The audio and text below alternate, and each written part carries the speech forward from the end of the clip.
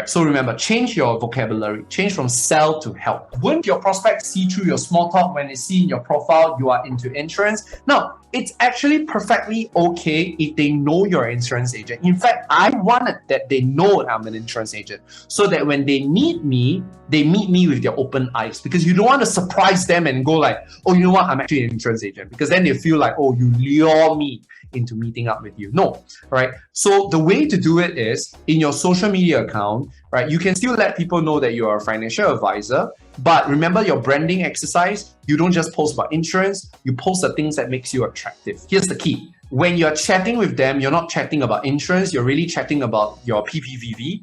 So if they are still willing to meet up with you, it's an extremely good qualified lead, because in spite of you being in insurance, they're not afraid of you, they are still willing to meet up, right? And therefore, you are able to set up an appointment with them. Yeah, so that's fine.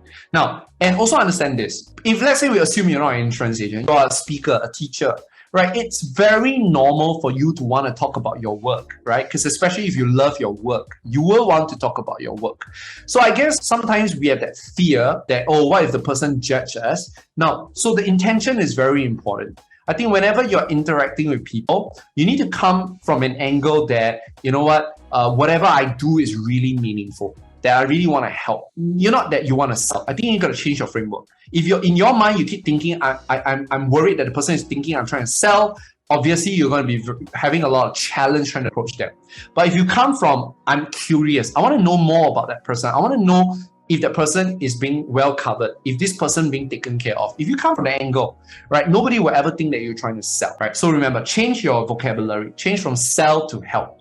So whenever you're asking those questions, the scripts that I've given you, always come from curiosity, and you realize that there's nothing about products in the script.